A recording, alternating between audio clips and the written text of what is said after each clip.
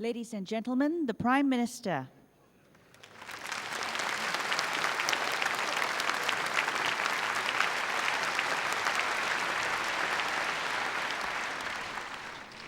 Friends and fellow Singaporeans, this is a significant year for Singapore. It's the 50th anniversary of our self-government. It's also the year when we've been hit by the most serious recession in half a century. Day to day, we watch keenly the economic numbers, growth data, unemployment data, trade data, all the statistics. It's like monitoring the temperature chart of an H1N1 patient. But we need to step back and see things in a longer perspective. Over the last 5 decades, we've met many challenges successfully. And when we started out, we had much less than we have today. Singapore achieved self-government on the 3rd of June, 1959. That evening, Mr. Lee Kuan Yew and his new PAP team held a huge rally on the Padang. And MM spoke, he told the crowd, once in a long while in the history of the people, there comes a moment of great change. And tonight is such a night, such a moment in our lives. It was quite a different mood from tonight's National Day rally. It was a moment of great excitement, and it was also indeed the start of a long period of enormous change for Singapore. In the course of the next 50 years, we developed our economy, we created jobs for Singaporeans, we housed and educated our population, we forged our different communities into one united people. And therefore, we are quite confident that we will overcome this present economic challenge. We need to tackle the immediate situation, but we also must look ahead to the longer term, and provided we can do both, our future is bright. How can we do this? Tonight, I will talk about 4 issues: the economy, healthcare, harmony in our society, and shaping Singapore together. Let me start with the economy.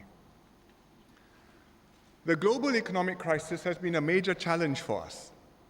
The first hint of this was 2 National Days ago, when it was just one little black cloud on the horizon. And as we prepared the National Day messages, we inserted a warning just to tell people, watch out, keep an eye open. Last year, we could see the storm approaching, so I spent some time in the rally explaining the risks. But as it turned out, it was much, much worse than anybody had expected, certainly much worse than we had expected. December, January, February, to see our GDP go down minus 10%, something unimaginable. Now the eye of the storm has passed. First half, we did minus 6.5%. Less bad than we had feared, although usually you wouldn't have a minus sign down there. But now the global situation is stabilizing, and including in the US, where the problems are the largest. So we are looking ahead cautiously towards the rest of the year. Our labor situation has stabilized. Unemployment is not too high. Companies, some of them are hiring again, although still in not large numbers. Third quarter should be all right. Beyond that, the outlook is still not so clear. No signs of Christmas orders pouring in yet. And there are some companies which are still on short time, compulsory leave, shorter work week, and so on. So what's happened?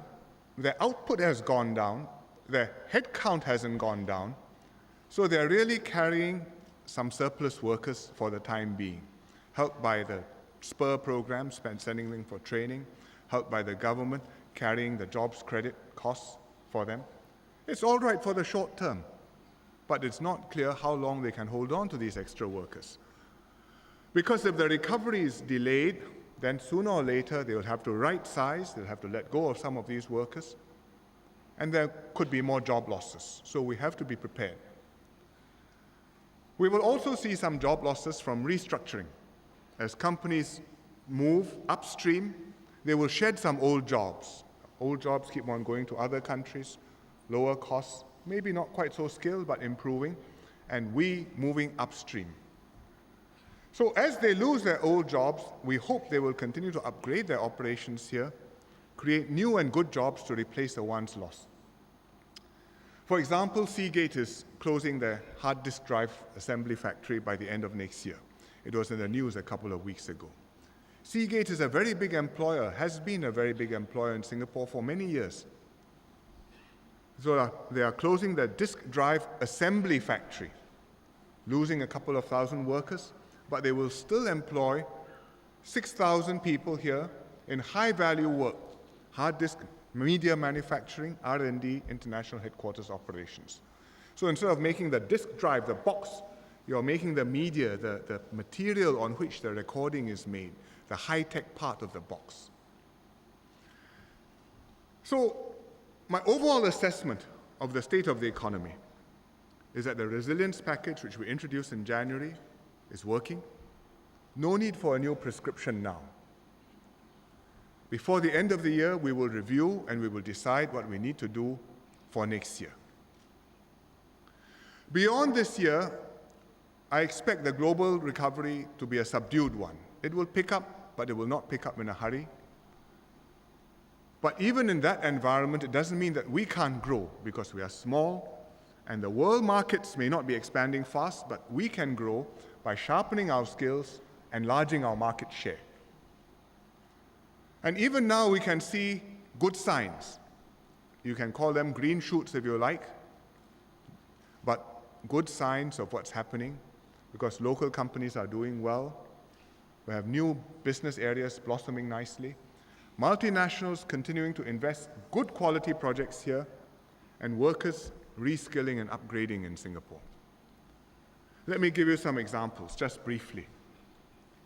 Local companies with strong capabilities are building, expanding, gaining a march on their competitors. Like HyFlux. I recently met an engineer from HyFlux at the function. I asked how is the company doing. He says it's doing very well. Many opportunities to build water facilities all over the world. I asked him, which is your most challenging project? He thought a while, he said, Algeria. They are building the world's largest desalination plant, seawater desalination plant in Algeria. Not in a big city, but at a small village next to the Mediterranean Sea, in the middle of nowhere. That's a picture of the middle of nowhere. The nearest town is 3 hours drive away on a bad road. So I said, can you get Singaporeans to go to these places to stay? He said, yes. We have 22 Singaporeans there working, including 2 women. They got spunk. I said, what do they do? How do you, what happens after you finish working in a place like that? Where do you live? I said, well, they live in dorms. So these big buildings must be the dorms. And as for entertainment, no alcohol because it's an Islamic country. So they play basketball and computer games. And here they are.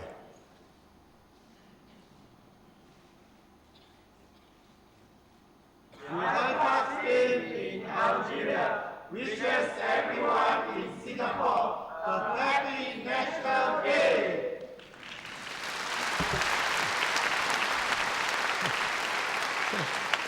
So, with the internet, we can still talk to them. I hope they're listening over webcast to the speech tonight. Because of this and other projects, HyFlux is doing well and still hiring engineers, and it shows that there's still work to be done, provided we are prepared to rough it out and take the jobs which are available, which are good jobs. We are also growing entirely new activities here, like interactive and digital media, IDM.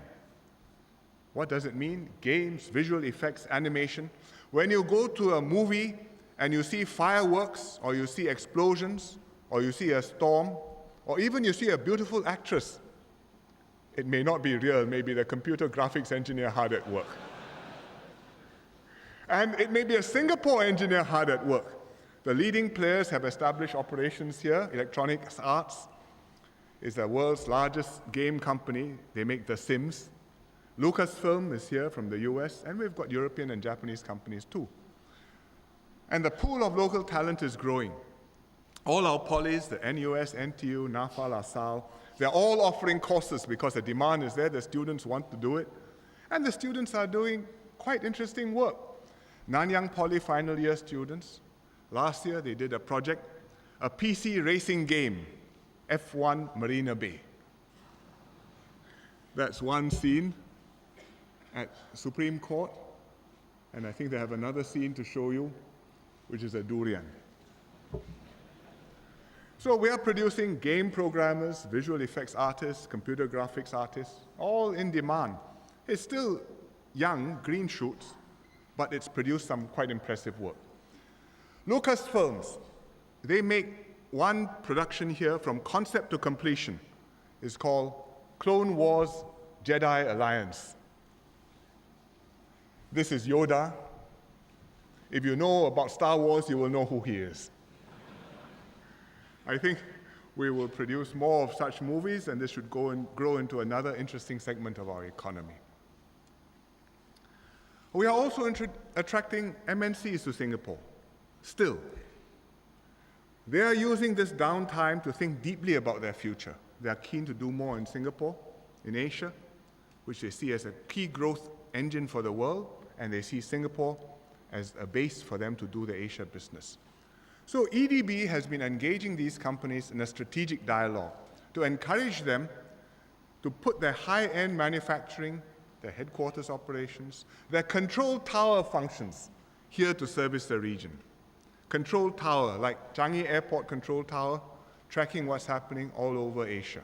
Logistics, money, manpower, research, production, the whole lot. And EDB is working out with them 5 to 10-year plans. For example, Rolls-Royce, they make jet engines, marine engines. They moved their marine division global headquarters to Singapore this year. Not just an Asian headquarters, but for that part of the business, the global headquarters controlling things all over the world is based in Singapore. And they're also building a facility here to test and assemble Trent Aero engines and to manufacture the fan blades. This is the engine which they are making in Singapore. It's meant for the big, wide-body jet, so if you're on an Airbus 380, you may have one of these. It's taller than the man, and the fan blades, these massive things, are a high-tech product which they're going to make here, and the first factory outside the UK to do it, and it's going to give us 500 mostly skilled jobs when fully operational in Seletar Aviation Park. So we are getting good projects, long-term projects here, and one key benefit and one key strength we have in attracting these projects is a Singapore brand name. It benefits local companies when we go overseas because they say, you're from Singapore, I can depend on you. And it gives overseas companies confidence when they come here and invest here. So we should never compromise or lose this advantage. It's not just a name, but it depends on a united people, best workforce in the world, good leadership, first-class government. When companies like Rolls-Royce decide to site projects here and put a plant here, they spend years to study and decide. But they are really betting on Singapore, not just for 5 or 10 years, but for the next 20 or 30 years. In other words, the next 4, 5, or 6 elections. So take it seriously. As we transform our economy, workers will need to update and adapt themselves.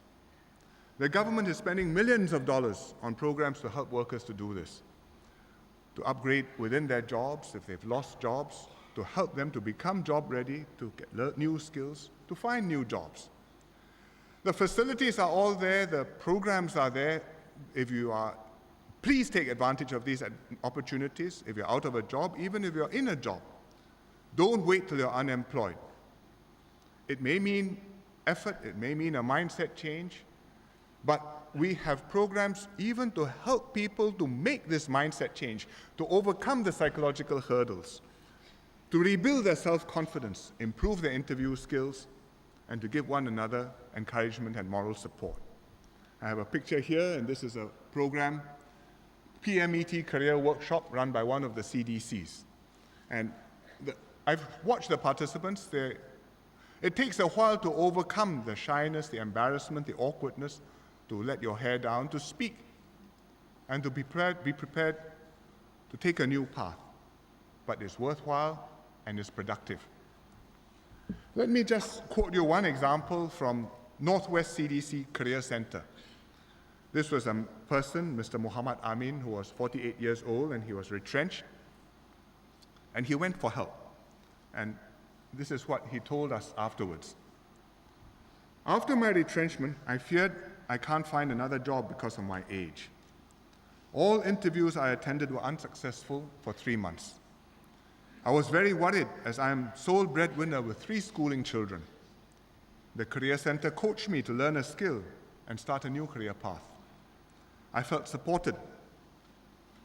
I attended the job placement event, and I successfully found a job as an enforcement specialist.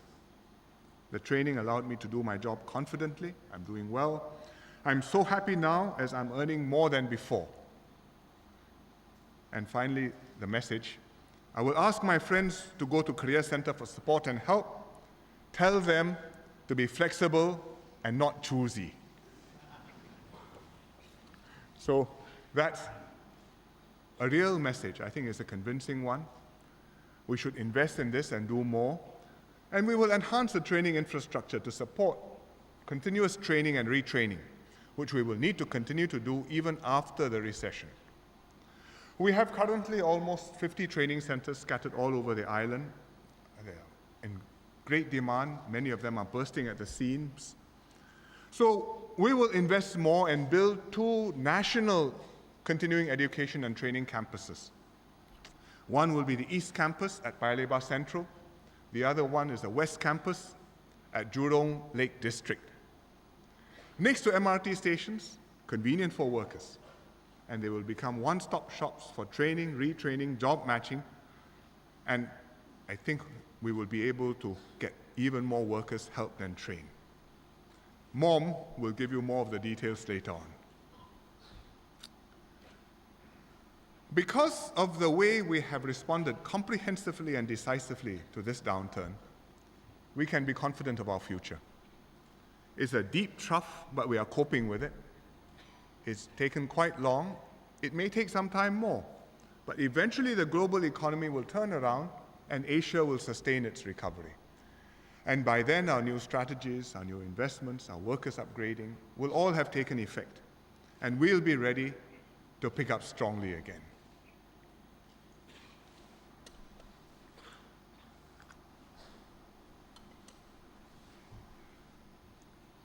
We are preparing for our long-term future by strengthening our social safety nets. After food and shelter, I think good health is one of the most important basic requirements which human beings have. It's more important than money. Singaporeans know that we have good doctors, good hospitals, but their worry is whether they can afford it, especially in the future after they retire and grow old. Actually, it should be after they grow old and retire. We've done many things to mitigate this worry. We have a 3M system, MediSave, MediShield, MediFund, designed precisely to keep healthcare affordable to all, even and especially the lower income group. And we've steadily improved and upgraded and extended the 3M system. So MediSave now covers long-term outpatient treatment. MediShield now provides higher insurance payouts. MediFund, we've increased the amounts, is giving more help to the needy to settle their outstanding hospital bills. So as a result, MPs see fewer cases of residents unable to afford health care, and medical social workers report that the MediFund is adequate to cover hospital bills. We will continue to improve this and to widen the 3Ms progressively, but we have to do it carefully because we want to keep the system working, and there are pitfalls. But I know that Singaporeans are still concerned. We see medical science advancing. We see new technologies, new drugs, new procedures. People can live longer, but it costs more. And those who are in their 50s looking after aged parents, they feel the burden and they wonder what will happen to me when my turn comes. They ask, I'm all right now. What about the future? We need to gear up our healthcare system to prepare for this aging population, and we are doing that. So today, I'd like to explain the implications of our aging population and how we are preparing our healthcare system to cope. What does it mean when we say our population will be older? It means there will be more demand on healthcare because older people are sick more often, but also means it's a different pattern of healthcare. Younger patients don't go to hospital so often. When they go to hospital, it's an acute problem, which can be treated within a few days, and then they go home well. I remember I was admitted to hospital once as a teenager for an appendicitis operation. And my doctor, who was a wise old man, said, I'm so happy to treat you because you are a young man, I treat you, you will go home well. When I treat my older patients, I see them, they get better. After a while, they come back again, and I have to treat them again. It's much more complicated. But now we have many more older patients who are admitted more frequently with multiple complaints. After a few days in hospital, their acute condition probably has stabilized. They no longer need intensive and complex treatment, but they are still not well enough to go home. You may not need to have the heart monitor, you may not need to have the blood oxygen monitor, you may not need to have the nurse look at you every 2 hours, or the doctor look at you twice or 3 times a day. But you're not quite ready to go home, and you still need several weeks to recuperate and to get better before you can be discharged. After they go home, they may still need continuing medication for underlying long-term conditions. Maybe they have diabetes, maybe they have heart disease. They may need aspirin, they may need statins, so many things which you have to take, not just when you are sick, but for the rest of your life. And even when you're at home, you may get sick again and you may have to come back again. So we have to respond to this by putting in more resources into our hospital system. Building new hospitals. We've got the Kutik Pot Hospital coming up in Nee Soon.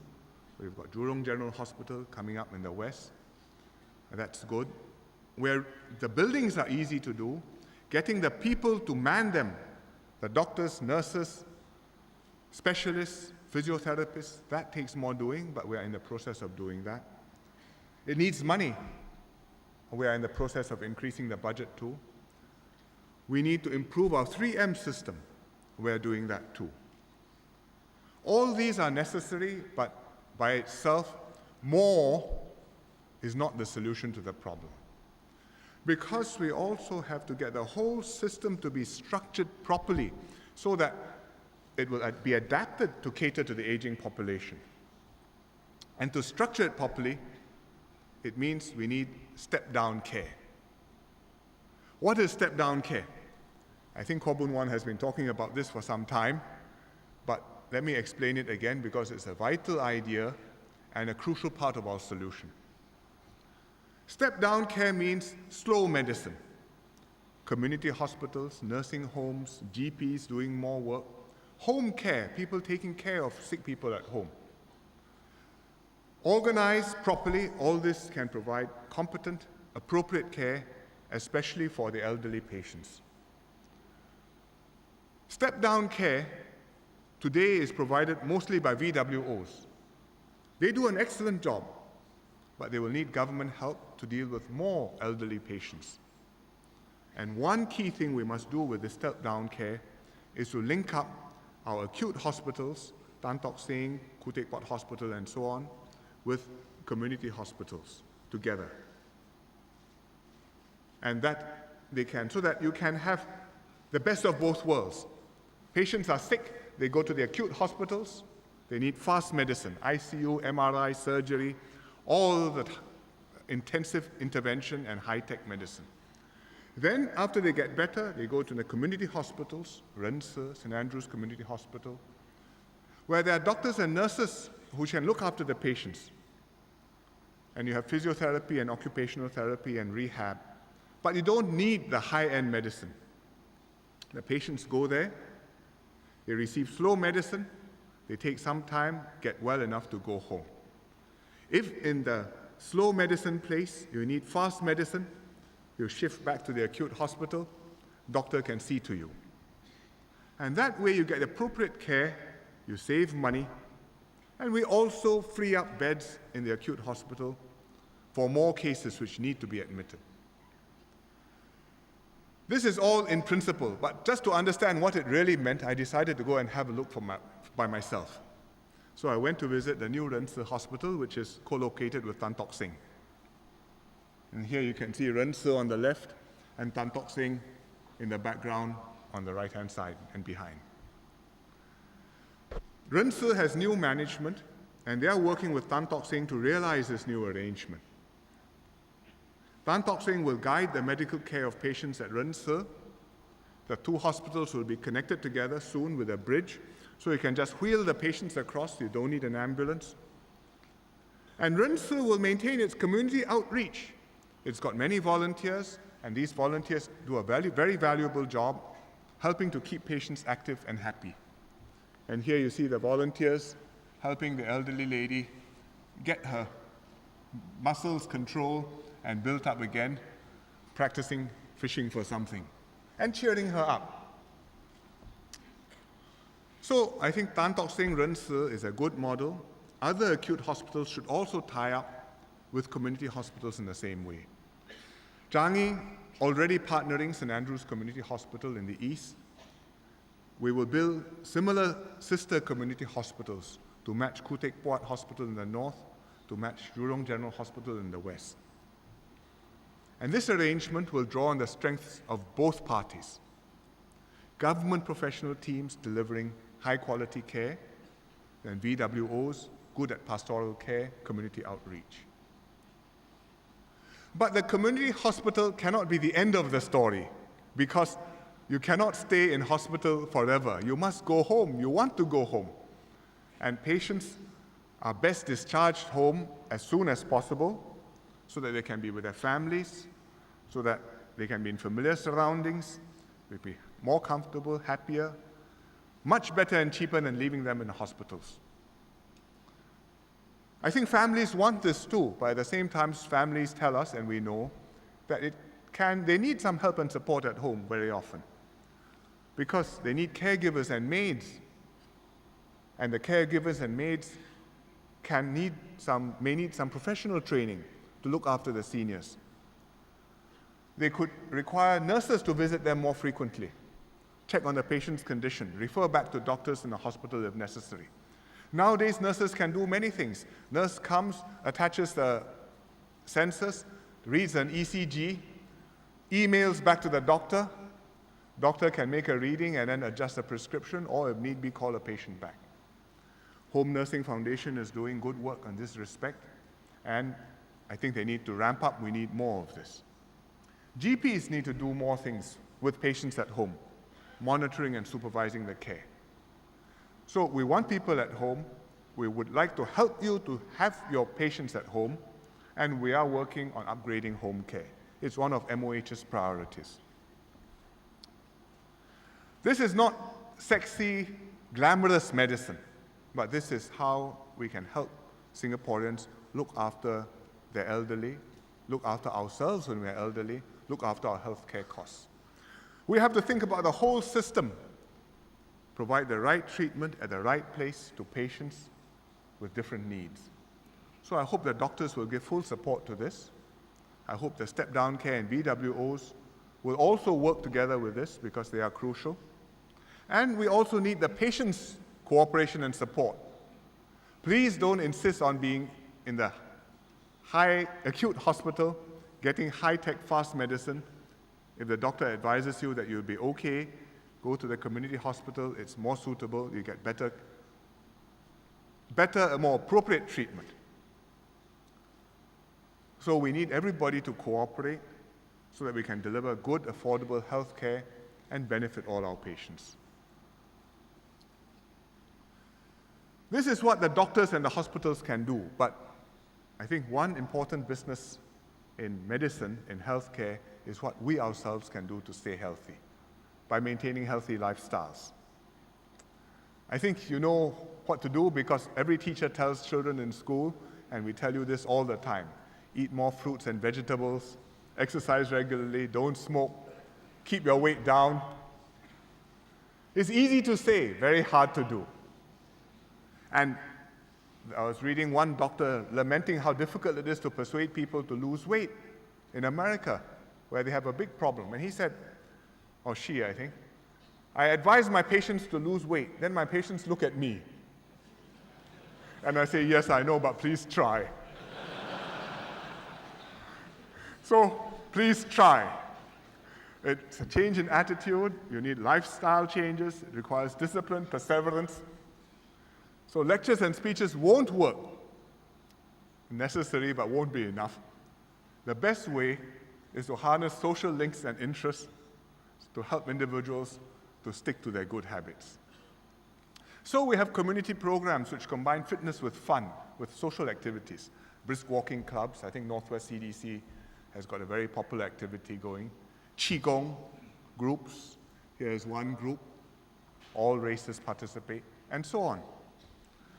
One innovative scheme which encapsulates neatly what we need to do is the wellness program, which Lim Boon Heng has been promoting and piloting in Jurong as well as a few other constituencies, with three components: medical checkups, regular exercise, and social networking. So it becomes fun. And here you see the seniors are the ones who are dancing, not the ones who are looking. I think they are enjoying themselves. As successful, popular, I went to visit the one in Jurong, and what really struck me was that all the seniors were cheerful and enjoying themselves, happy. So we will progressively expand this to cover the whole island. And we will reach out to more seniors so that we will help them to stay well and stay healthy. Before I leave healthcare, let me just talk briefly about H1N1.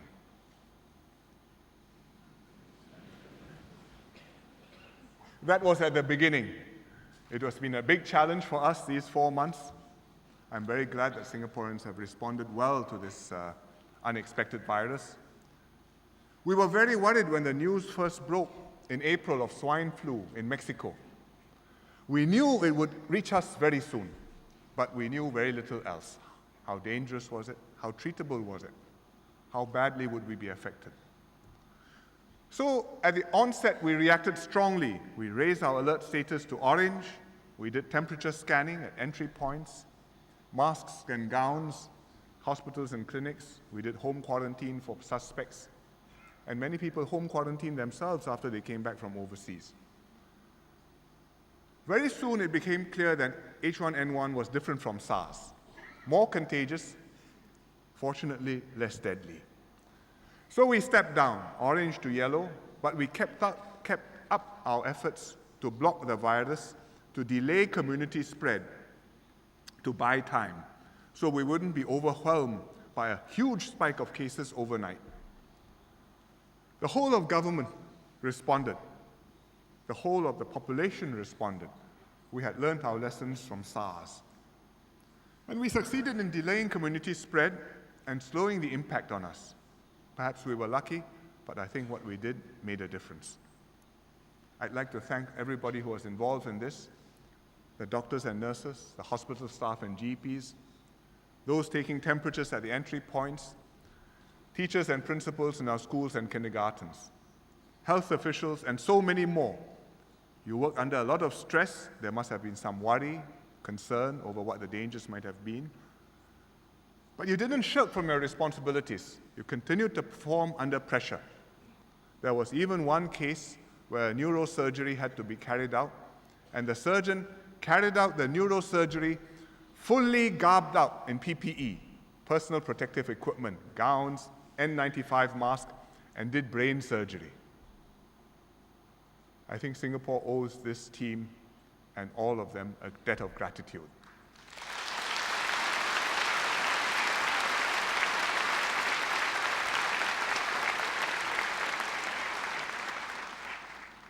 this is how our healthcare system should work. Not just against flu, but all the time and for our long-term well-being. We have a good healthcare system, universally available and affordable to all. It is the envy of many countries. The Americans spend 5 or 6 times as much as us. Their outcomes are worse. The British spend maybe double or 3 times what we do. Their outcomes also not as good. And when they analyze their systems, they tell their people the closest model to what they want to be is what Singapore is, with the 3 M's. So we have a good system, we must improve it, but don't upset it and discard it because we are doing right and good by our people. We will be ready for an aging population. Each of us will also play our part to stay healthy and well. And that's the way for Singaporeans to enjoy not just long life, but good health and active golden years.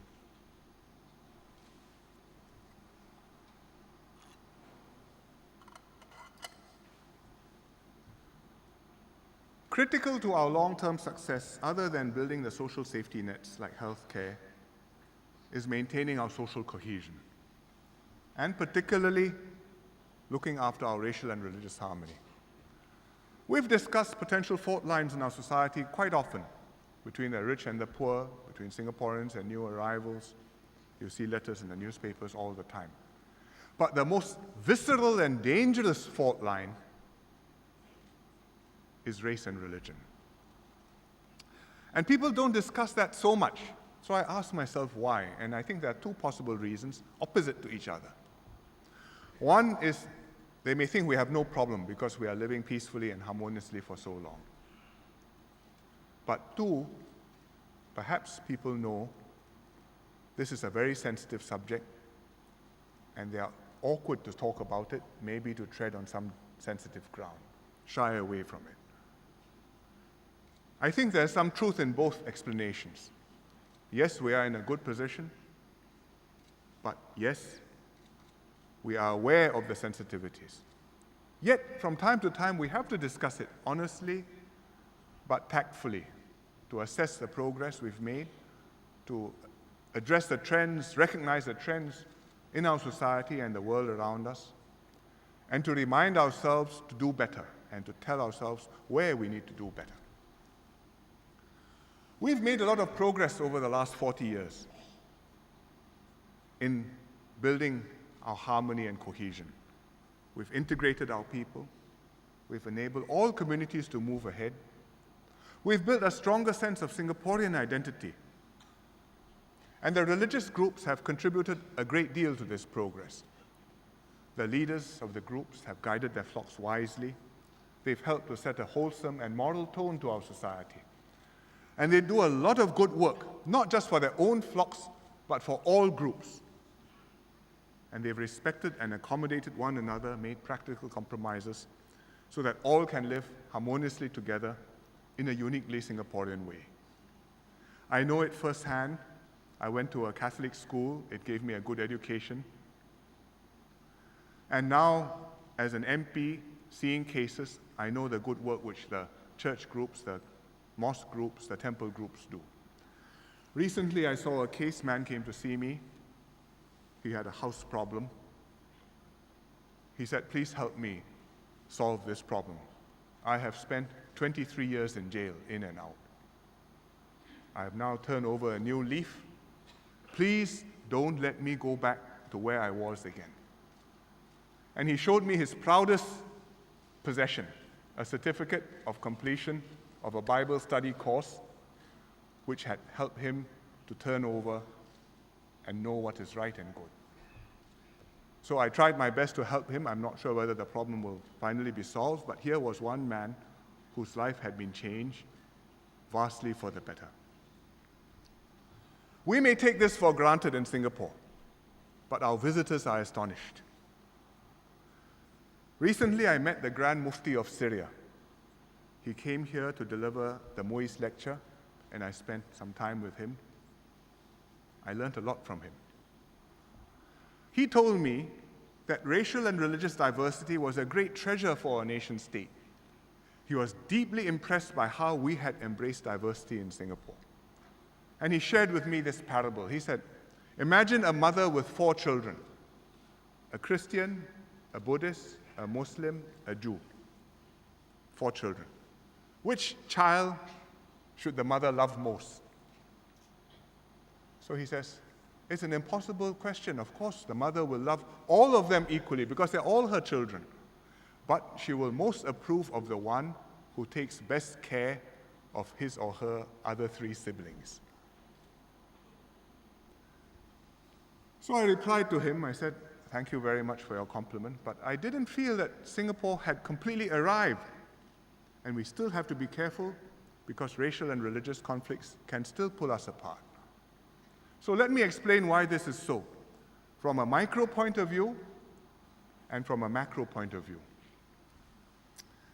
A couple of weeks ago, I saw a program on TV, Discovery Channel, 6 Degrees, Lonely Planet, 6 Degrees on Discovery Channel. It was about Singapore and all the things you can do, food, entertainment, and so on. And the climax of the program, the presenter was going to watch a Malay band perform at a Malay wedding in a void deck. And the band leader was guiding the lady to the location. On the way, they saw some tentage put up. They said, what's that? Is that the wedding? So the band leader, who was a Malay boy, said, no, that's not the wedding. That's a Chinese funeral in the same void deck.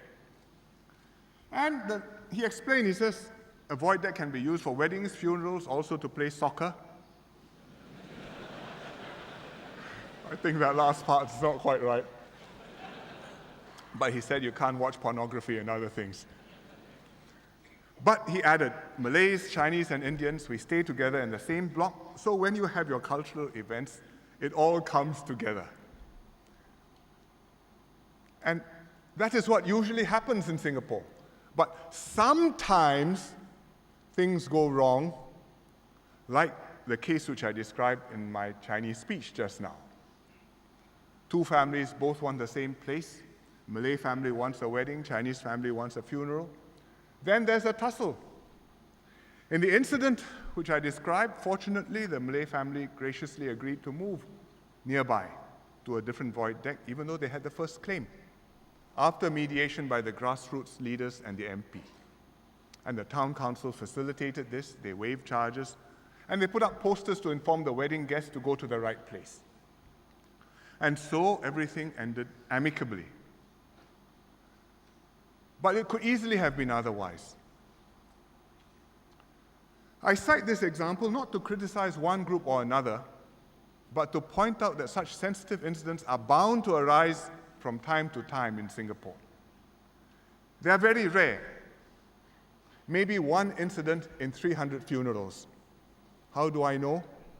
We collect statistics on everything. It is about 1 every 300 funerals. Usually it's handled uneventfully by the town council. Sometimes a Malay wedding moves, sometimes a Chinese funeral moves. This case was unusual because both parties stood firm at the beginning. Fortunately, after mediation, one side decided to give way. But if such an incident had been wrongly handled, and you have a case which escalates into a racial or religious conflict, then one case is bad enough. To solve such problems, to live peacefully together, we need good sense and tolerance on all sides and a willingness to give and take.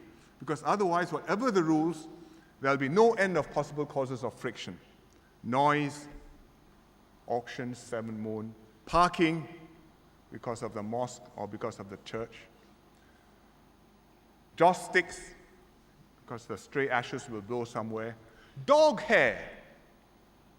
I was briefing our MPs on this case and this background recently, and one MP says they had a case. Resident emailed him, Malay resident, upstairs neighbor, dog hair dropping on their clothes. Very angry. I said, I would be very angry too. I'm not Malay, but I would be upset too. So cheek by jowl, there will be no end of episodes where we will rub against one another. And without tolerance and forbearance, we will have a problem. That's the micro point of view. You don't see it because we don't report a lot of it in the newspapers. We keep it quiet, we deal with it in a low-key way. So you see the peaceful calm of Singapore harmoniously progressing, which in fact it is harmoniously progressing. It's like a swan. You see it sailing across the water beautifully, gracefully, underneath paddling away furiously. That's what MPs are doing when you don't know what they are doing. From a macro point of view, at the same time, if you look beyond Singapore and ask what's our overall environment like, I think that has some relevance to this question too. We see a global trend of rising religiosity all over the world. Groups have become more organized, more active. The followers have become more fervent in their faiths, stronger in their faiths. And it's true of all faiths and all over the world. And let me give you just a few examples which are relevant to us. The United States, strongly religious country. More than 90% of Americans believe in God by the surveys. More than 80% consider consider religion important in their lives. And about 80% are Christians. So it's a very strongly religious country, and there's a wave of revival, mega churches, and tele-evangelism. So in person, you have an enormous building where services are held, and you have television channels, you have it all on the internet. Their new media is much more advanced than my new media. And US politics is strongly influenced by religion in the Republican Party and in the Democrats. With the Republicans, the Christian rights are a powerful influence, setting the agenda, influencing who can be elected, what policies they pursue. The Democrats on the other side, they also need Christian support. So in the last presidential election, Barack Obama's middle name became an issue. His middle name is Hsien. But he's not a Muslim, he is a Christian. And he spent a long time trying to explain to people that I'm not a Muslim, I'm a Christian, and please vote for me. So religion and politics are supposed to be separated in America, but in reality, they are closely intertangled together. And there's a fierce struggle between the conservatives and the liberals in America over moral and cultural issues. They call them the culture wars. They argue over abortion, they argue over stem cell research, argue over gay rights, gay marriages, and so on. A fierce struggle, both sides striving to set the agenda, not just for their own followers, but for the country. With Muslims, there's an intense revival worldwide. It's also visible in Southeast Asia. There's a strong sense of ummah, of the worldwide Muslim community, of all Muslims all around the world. You see it around us in Malaysia. In one generation, big change. Rules on dress, on food, on alcohol, contact between men and women. Very strict rules prevail now, which did not used to prevail a generation ago. If you watch P. Ramlee movies from the 1950s and 60s, the way they dress, the way they act, the way they perform, it's like an American sitcom. But it was a society then, a different kind of Muslim society. Today, you cannot imagine a P. Ramlee movie being produced and shown over Malaysian television. It's become a conservative, more rigorously Islamic society amongst the Malays and Muslims, and Islam has become a major factor in Malaysian politics. In Indonesia, there is a similar trend, not as advanced, but similar. And the DPR, the parliament, is right now considering a law to require businesses to seek halal certification. Not voluntary, but compulsory. If you are doing business, you must get a halal certification. Indonesia is based on Pancasila. That means belief in one God, regardless of which religion you belong to. And yet, this is happening in Indonesia. The society is changing. And they feel the sense of ummah too, of the global Muslim community. So recently, when the Xinjiang riots happened, which were between the Uyghurs and the Han Chinese, Uyghurs are Muslim, the Han Chinese are not Muslim, the Indonesian Majlis Ulama Indonesia, the Ulama Council, issued a statement in support of the Muslim Uyghurs. It's not their struggle in Indonesia, but they felt a sense of togetherness with the Muslims far away. In South Korea, East Asian country, Buddhists originally, but Christianity has become a major religion. And the Christians have been successful. They've risen, they occupy important positions in business, in politics. The president is Christian, Mr. Lee Myung-bak.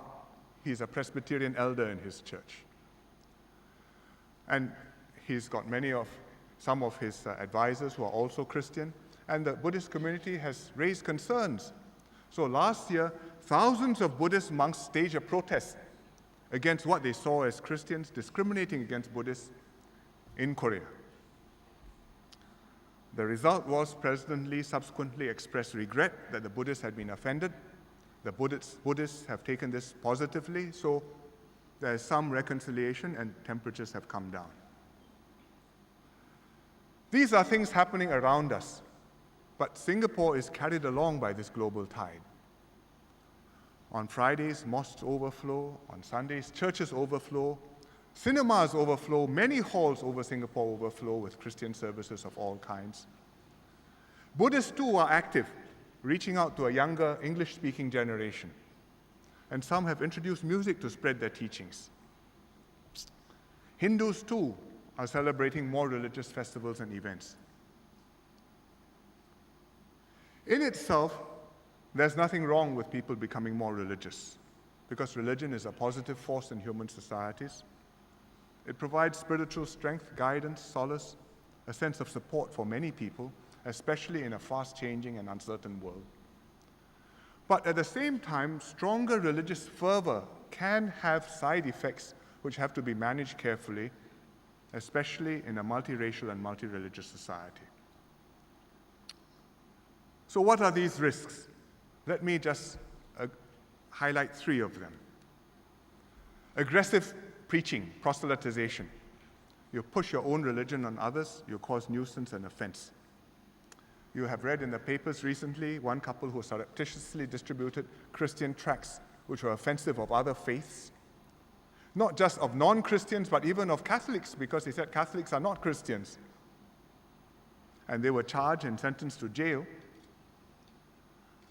But there are less extreme cases too which can cause problems.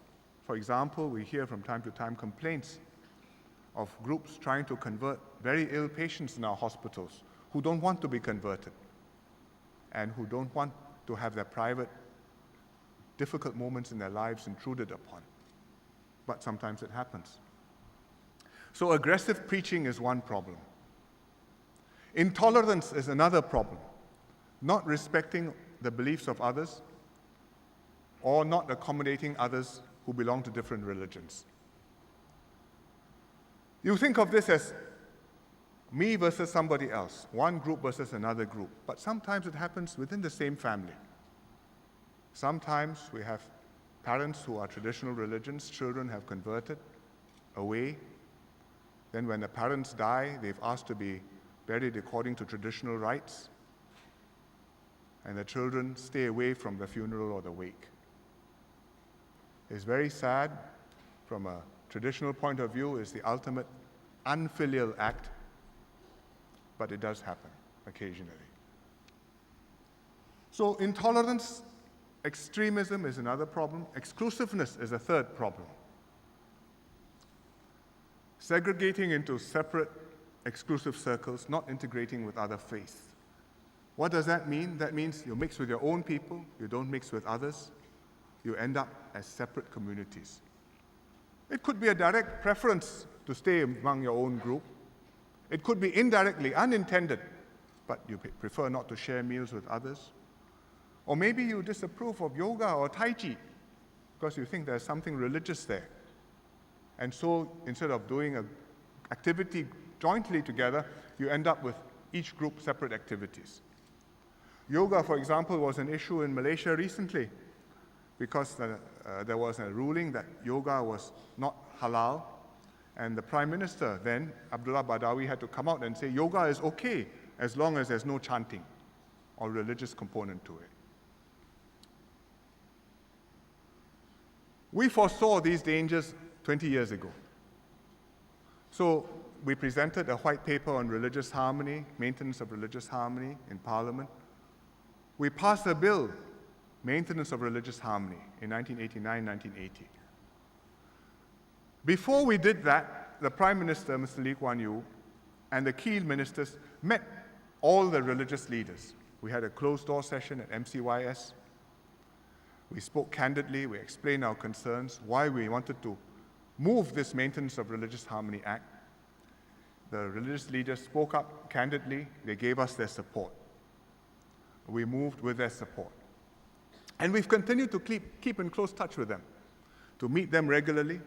I do that personally, exchange views, discuss how to maintain harmony, keep the line warm and the confidence on both sides, so that I know you, you know me.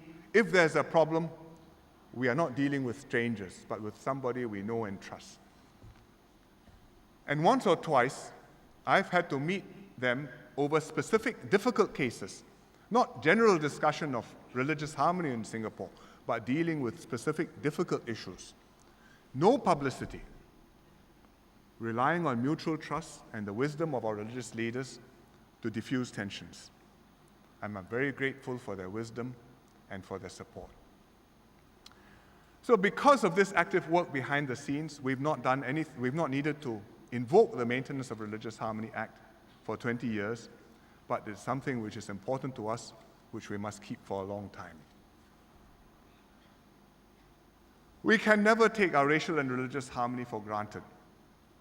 We will look after the issues, but at the same time, we must observe some basic principles to keep it the way it is. And let me tell you a few of these basic principles. First, that all groups have to exercise tolerance and restraint.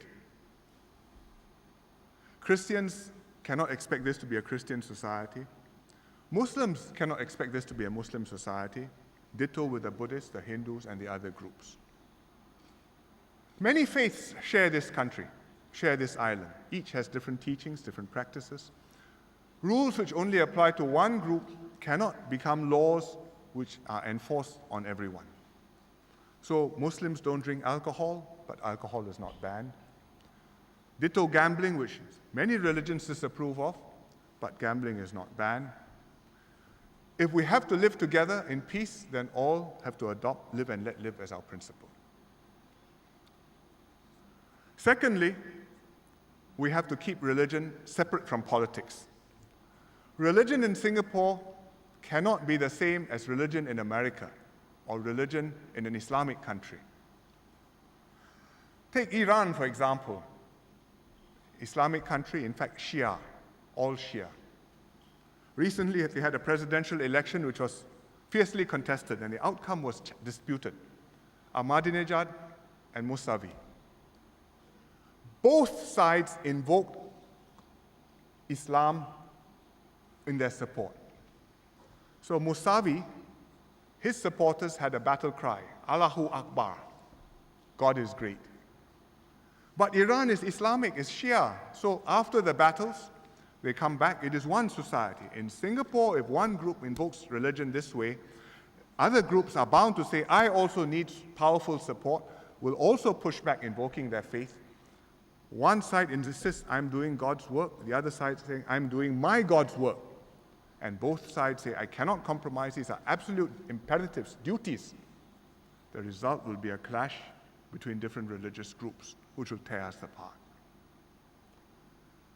We take this very seriously. The PAP ourselves, we remind our candidates when we field them. Bring your friends and supporters. Don't bring all the friends from your own religious group. Don't mobilize your church or your temple or your mosque to campaign for you.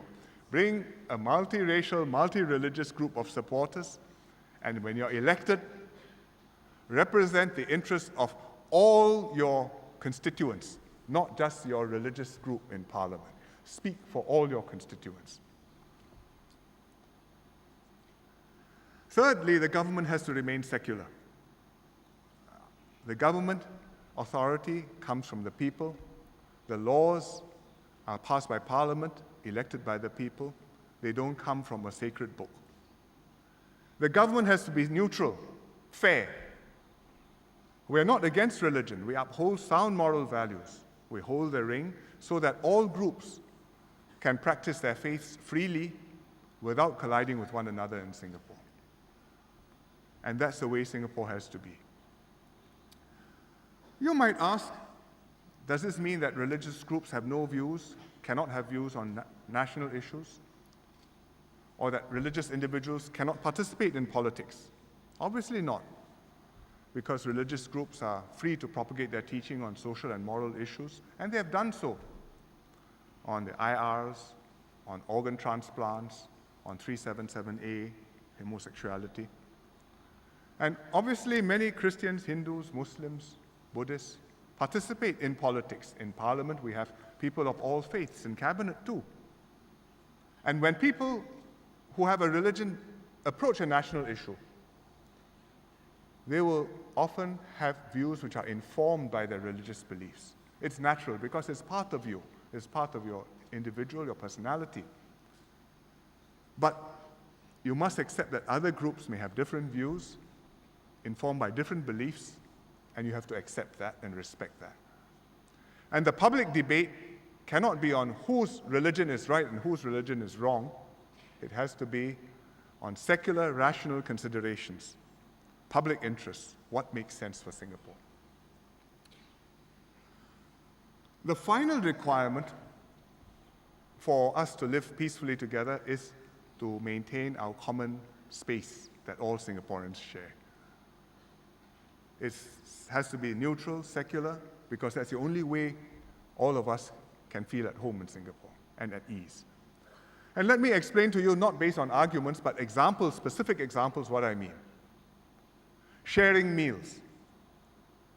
We have different food requirements. Muslims need halal food. Hindus don't eat beef. Buddhists sometimes are vegetarian. So if we must serve everybody food which is halal, no beef, and vegetarian, I think we will have a problem.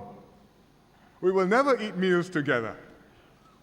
So there will be halal food on one side, vegetarian food for those who need it, no beef for those who don't eat beef. Let's share a meal together, acknowledging that we are not the same. Don't discourage people from interacting. Don't make it difficult for us to be one people. Our schools are another example where we are common space and all races and religions interact.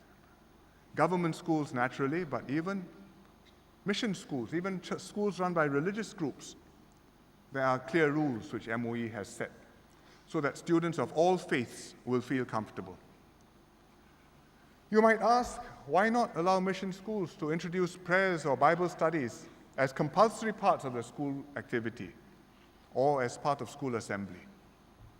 Why not let those who are not Christian or don't want a Christian environment go to a government school or go to a Buddhist school? Well, the reason why not is because if we do that, then we'll have Christians in Christian schools, Buddhists in Buddhist schools, Muslims in Muslim schools with only Muslim children, and so on. And I think that is not good for Singapore. Therefore, we have rules to keep all our schools secular, and the religious groups understand and accept this. Take, for example, SJI, St. Joseph's, Catholic Brothers School, but it has many non-Catholic students, including quite a number of Malay students who study there. And one year, the Josephian of the Year in 2003 was a Malay student, Salman Muhammad Khair. And he told Berita Harian that initially his family was somewhat worried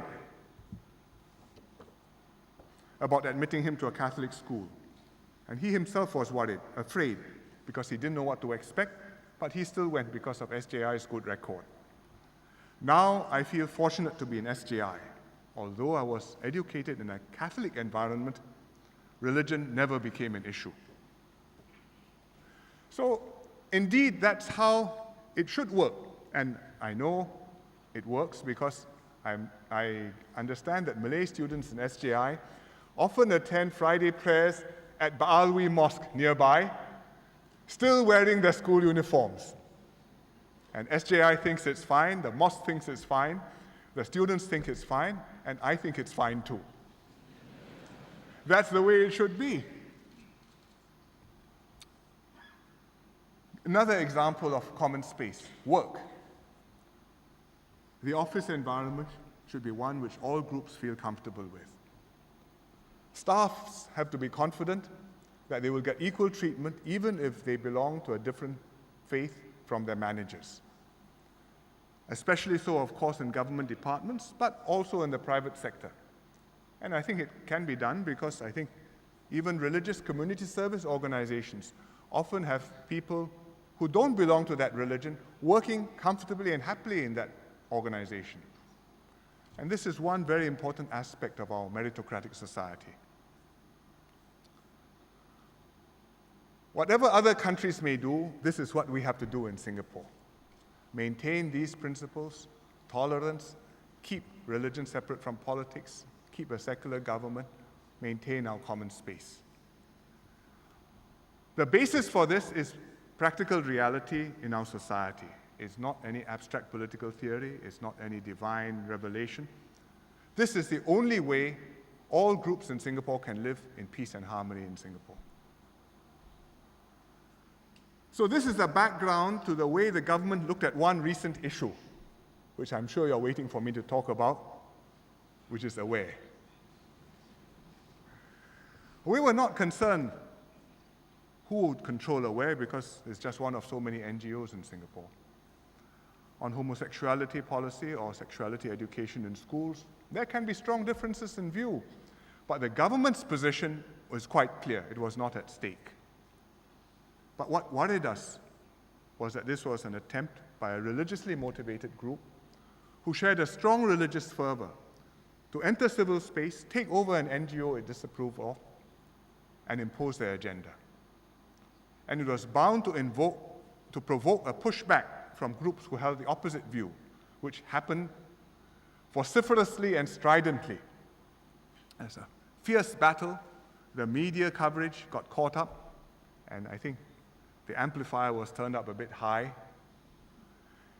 People talk about mature civil society. This was hardly the way to conduct a mature discussion of a sensitive matter where views are deeply divided.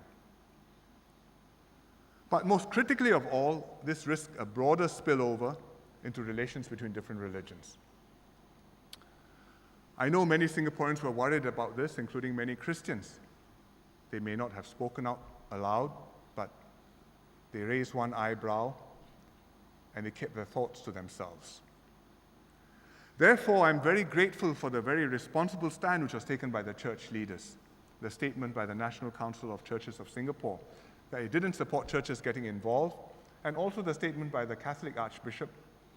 Because had these statements not been made, we would have had a very serious problem.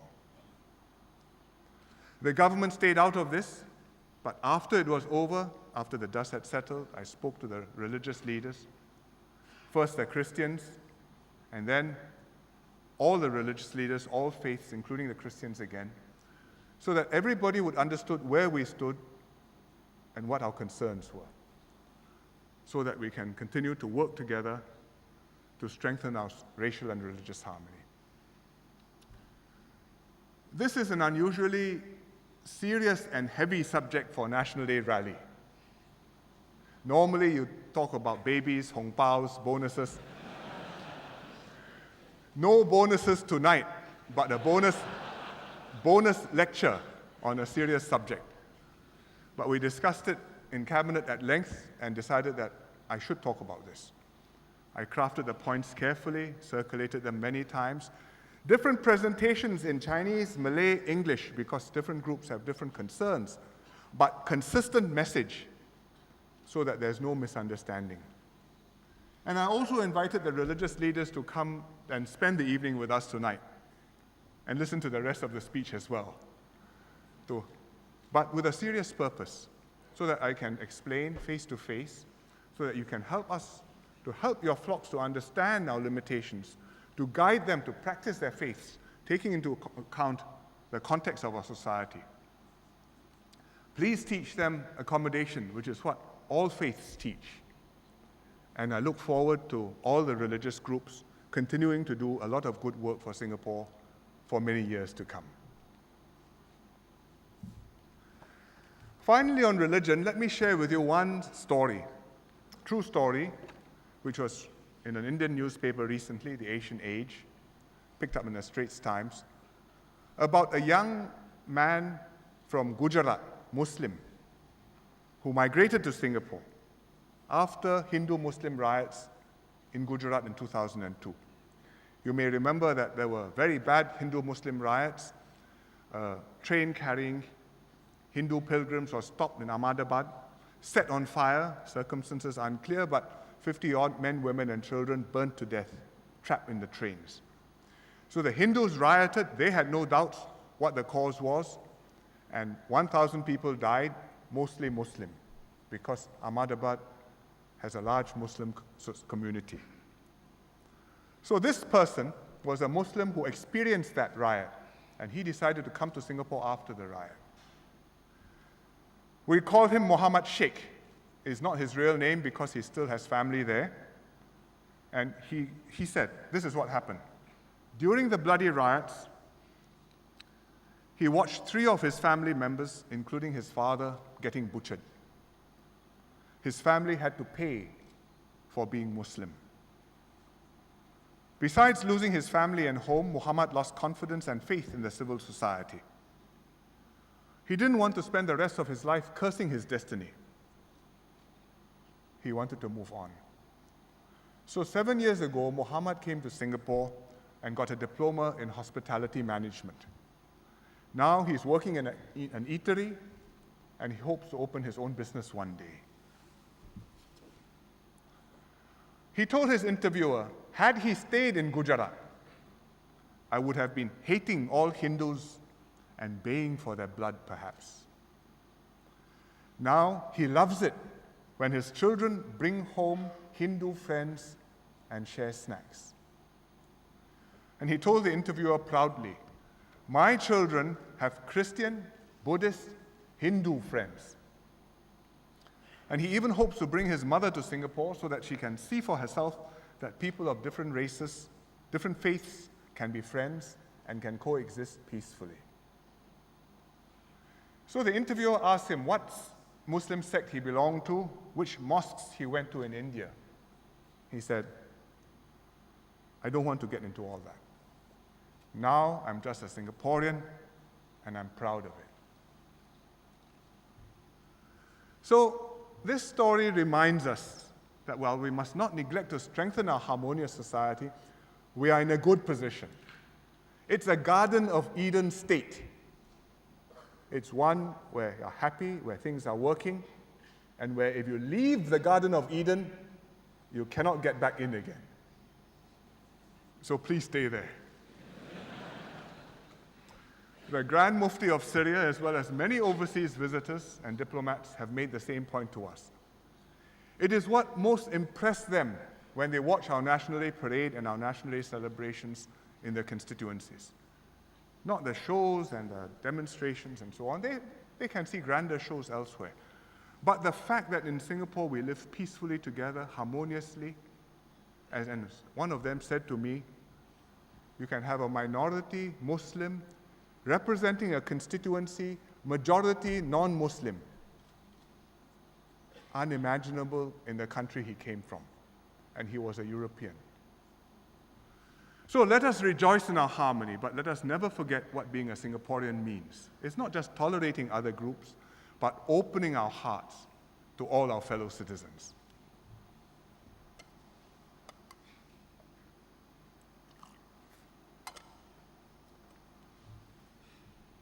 If we stay cohesive, then we can overcome our economic challenges and continue to grow. We can strengthen our social safety nets. We can shape Singapore together. And this is how we've transformed Singapore over the last half-century, solving problems together, growing together, improving our lives. Words fail when you want to describe such an enormous change, so best to see the changes through pictures. I've gathered some, assembled from the archives, from the media, who are very generous, from the ministries and agencies. I also got a few from MediaCorp, which ran a then and now contest, which lots of Singaporeans participated, and they gave some very nice pictures and stories, which I hope to share with you. Let's see what has happened to Singapore over the last 5 decades. We will start where it all began, with the Singapore River. This is what it looked like. Lots of dirt. I'm afraid I can't bring the smell with me to show you. But my mother's office used to be near the Singapore River. Malacca Street, still there. The street, that is. And she used to have a blind telephone operator who came to work by bus every day. And the telephone operator told her that he always knew when to get off the bus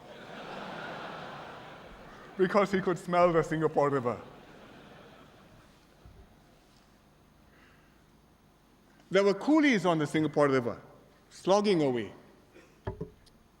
carrying heavy loads, rubber, copra, rice from the tongkangs to the godowns and back, slogging for a better life for themselves, at the same time, the basis of prosperity for Singapore's entrepot. Today, this is all gone. The river has become transformed. The skyline has changed. No more tongkangs. We have got electric boats on the water. Boat Quay has no more coolies. You go there to enjoy yourself and have a drink vibrantly. This must be early in the evening because everybody still looks sober. The coolies are also gone, but just to remind ourselves of where we came from, I suggested to STB, and they did. They built some bronze sculptures of the people who used to work there, so we can remember them. Housing has completely changed. Singaporeans used to live in terrible living conditions. This is Chinatown in the 1970s. People were desperately poor, and families often squeezed into miserable little cubicles. This is not a double-decker bed. This is one cubicle below and another cubicle above, another family. Mr. Lim Kim San used to tell a story of how he went to visit these cubicles because he was chairman of HDB and he wanted to understand what the conditions were like. And he met a man living in one of these cubicles in Chinatown, and he was seated in a bed covered with a blanket. And he said to the man, "Is something the matter with you? Are you sick? It's so hot. Why are you covered with a blanket?" And the man says, "No, I'm not sick. I'm doing this out of respect for you. Because my friend and I share one pair of trousers, and he has gone to work wearing the trousers."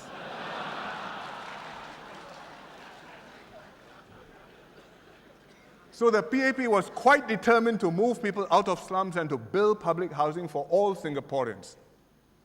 And one of the first projects it built was Tanjong Pagar, Duxton Plain, Cantonment Road, to show the voters in Tanjong Pagar and in Singapore what the PAP government could do. And these buildings were coming up in 1963 during the elections. This is the opening in 1964. And you can see pictures of MM visiting the houses, just as MPs do now. They were very pleased with those little flats.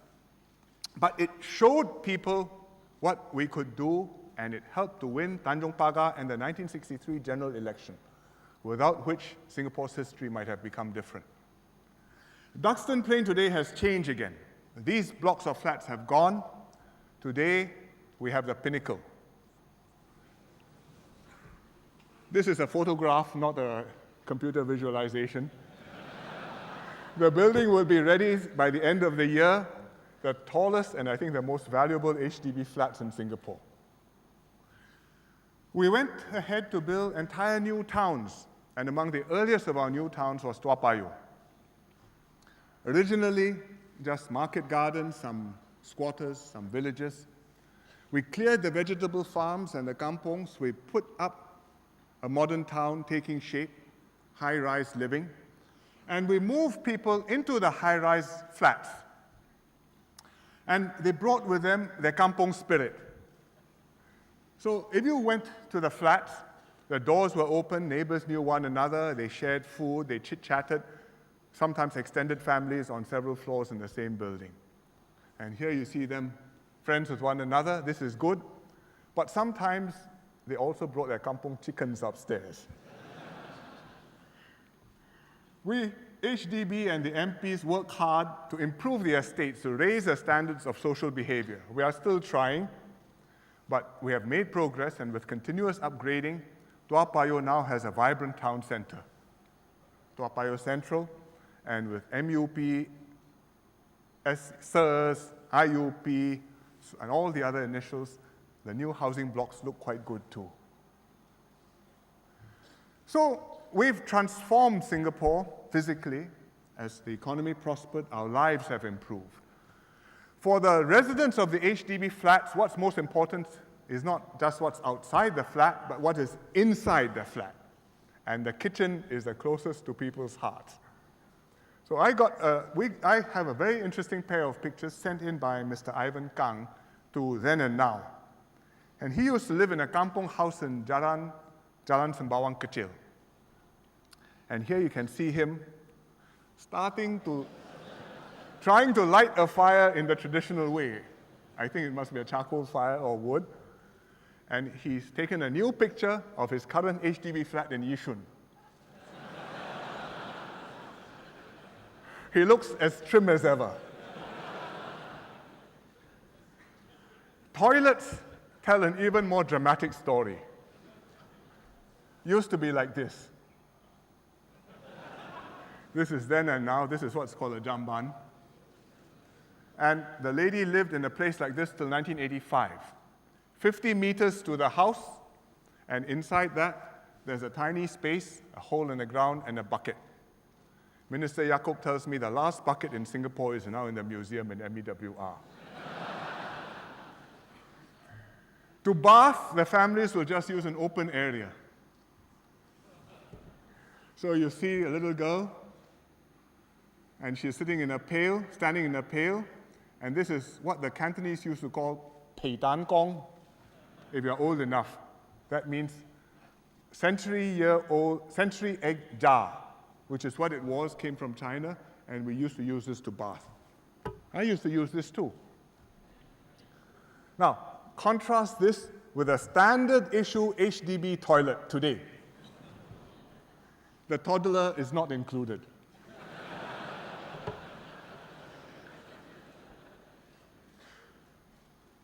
To build a nation, we not only house the people, but also strengthen the ties with one another.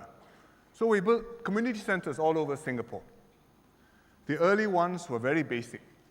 Just a simple building, zinc roof, and inside you have a ping pong table, a community hall. Maybe you can play carom or checkers, dam. Star attraction, black and white TV set, with benches outside. Whole family, whole kampong gathers because people didn't have TV sets. They came to watch. You don't need a lot of TV sets because at first there was only one channel, so we can all share the same channel. Now, today's CCs, sometimes you see them, you don't know what they are.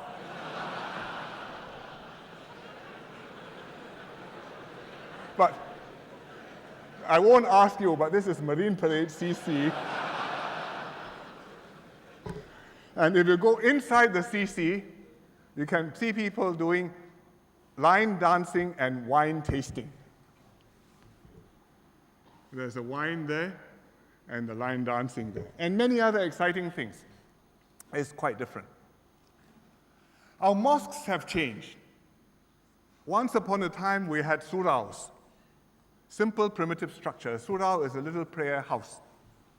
This picture was provided by Muiz.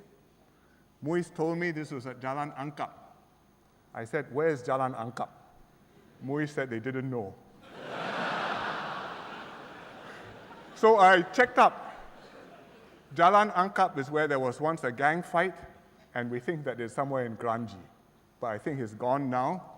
Today, with the MBF, we have new modern mosques, and the most pretty one, I think, is the one I visited recently, the Singapore Islamic Hub, and the Muhajirin Mosque, newly rebuilt.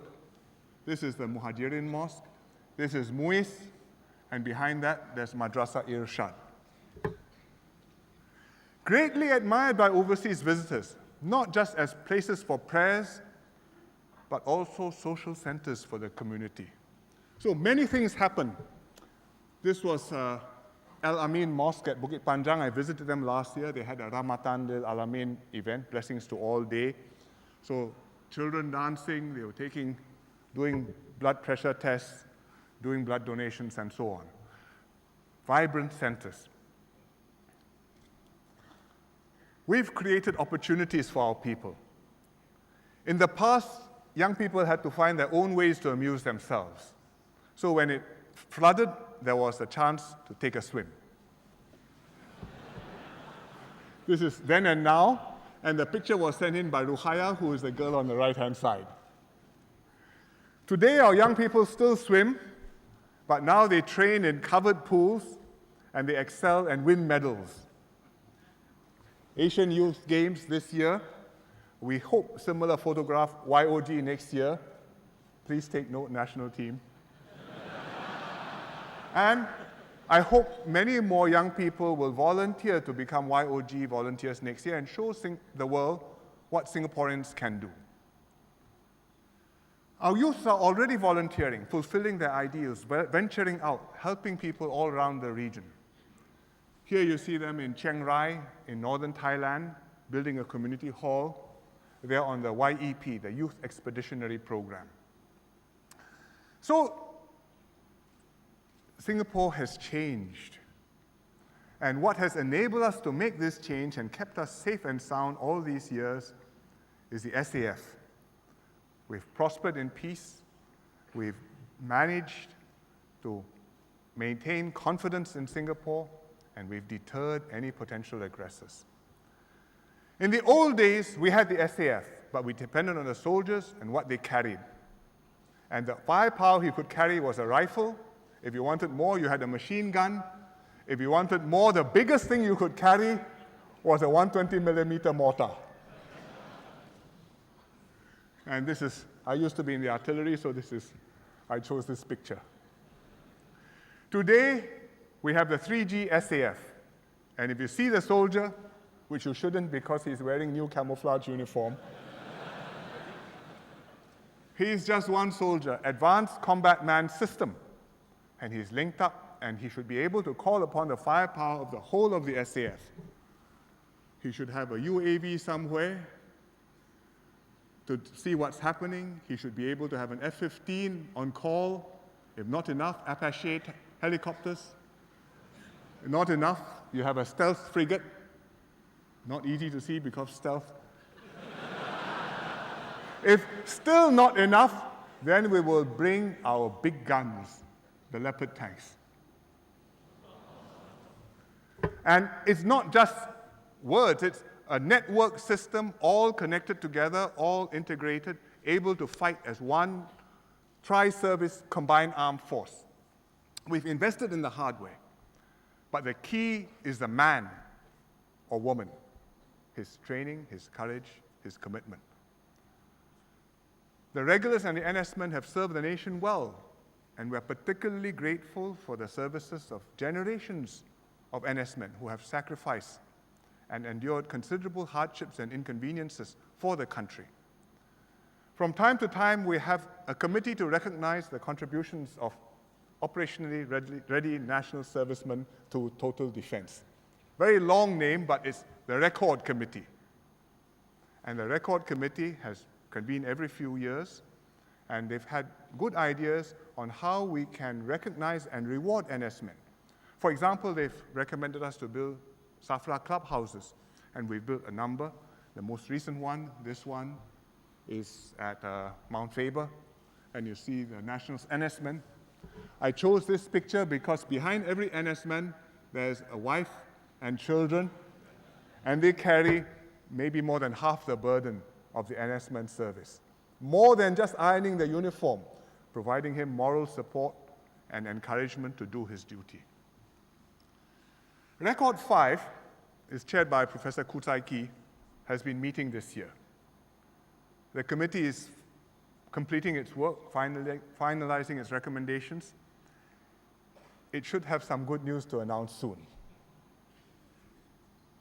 So we should look forward to an announcement within a couple of weeks.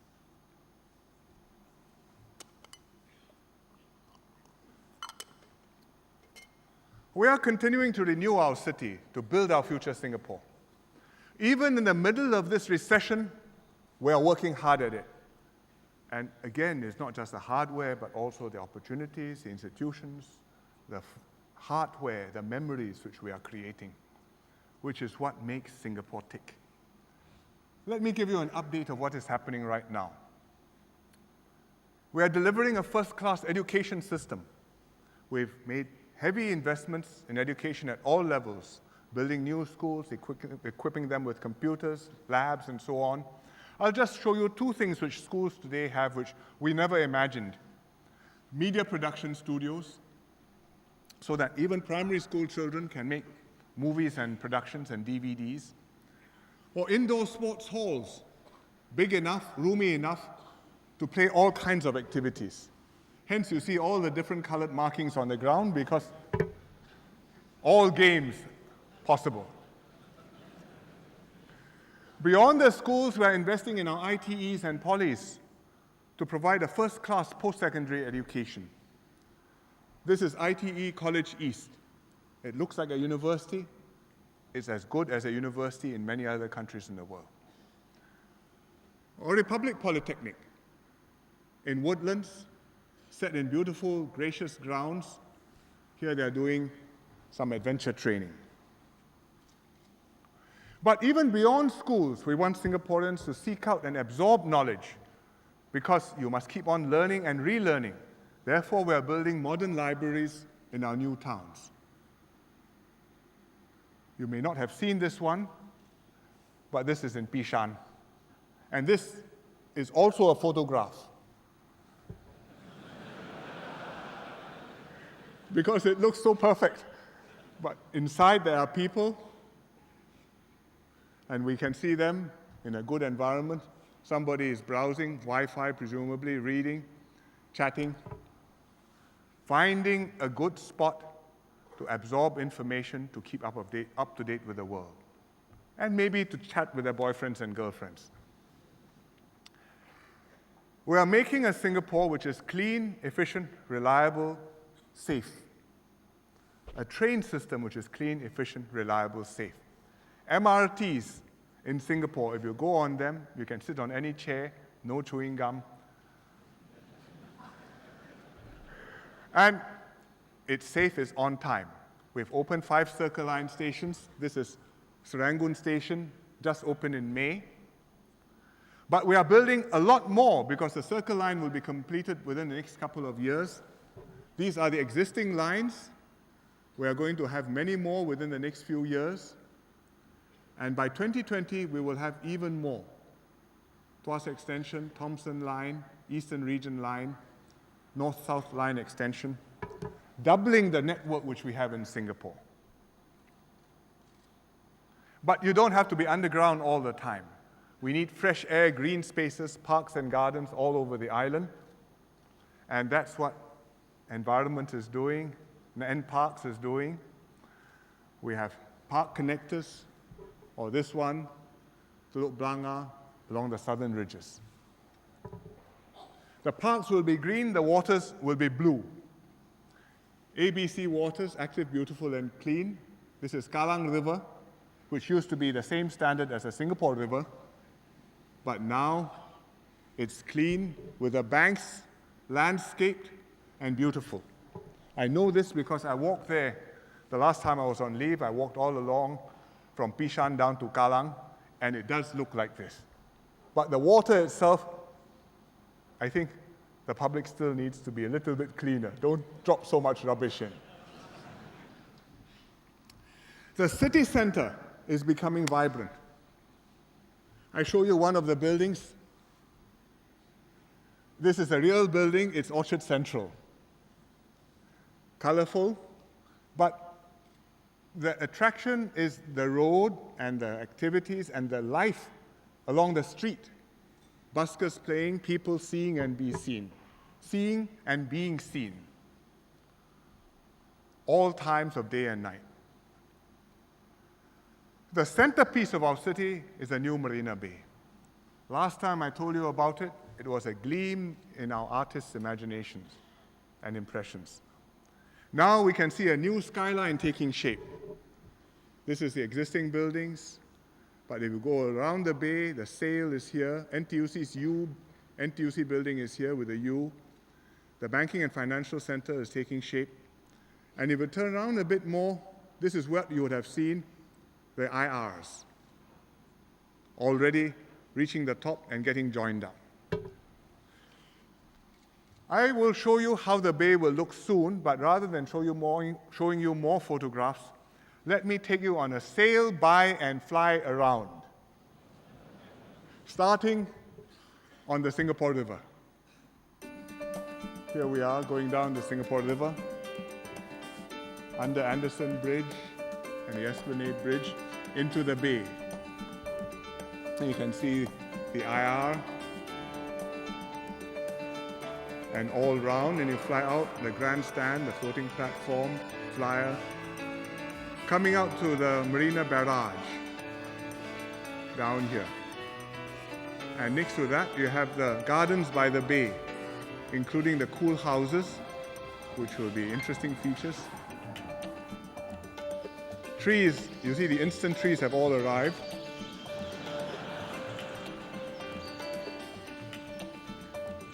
And up to the top of the IRs where they have a sky park with a splendid view. I'm getting dizzy looking at this.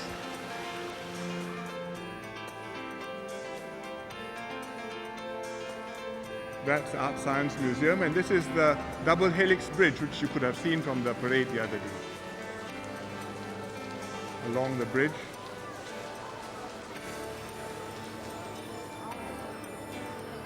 And you can take a view. The IRs, you don't have to go in to gamble, you can enjoy yourself outside on the event plaza.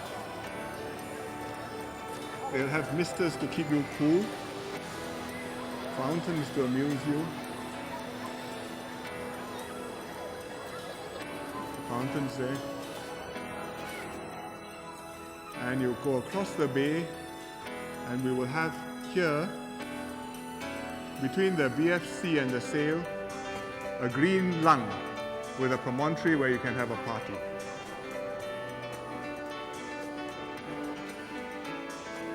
And some of these things are built. One on the bund is already in Clifford Pier. This is a floating restaurant. This is One Fullerton. The Merlion is still there. The durians.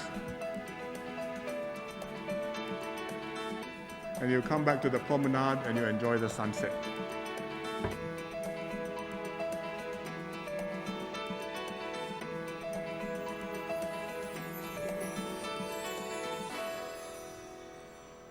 Courtesy of URA.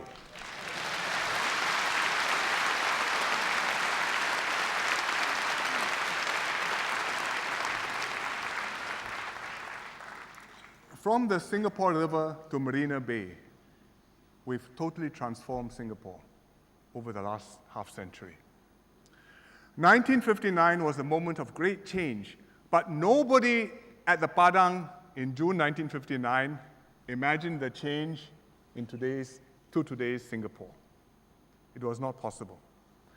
We will continue to improve our lives, provided we work together and remain a harmonious and a cohesive society, so that in another 50 years, we will have built another Singapore which is equally unimaginable today.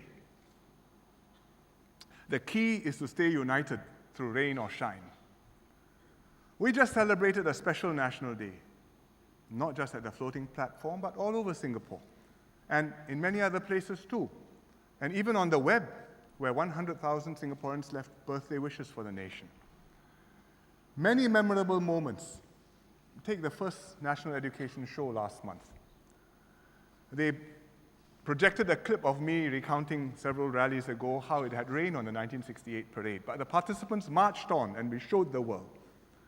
They were tempting fate because as soon as they finished showing that clip, it rained on them. Poured, but even the rain couldn't dampen their spirit. And the young participants stayed through the show, braved the storm together, and said the pledge sopping wet. The show on 9th of August was impressive. But what was most impressive is not just the performance, but what it takes to put on such a show, and what the show says about the sort of nation we are. The imagination and creativity which had to go into conceiving the show. The ability to organize, to execute, to make it happen. Many national servicemen spent a lot of time packing this, bags and volunteers too, and organizing everything so you went there. Everything was exactly what it was meant to be.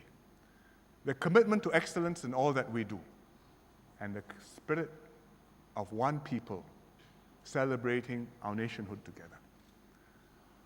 All this was epitomized in the pledge moment. Singaporeans from all walks of life, all over the island and overseas too, said the pledge together at 8:22. All united, one voice, saying what it means to be a Singaporean. And as one united people, we can continue to upgrade and build this city and make this place our home, our future, and our Singapore. Good night.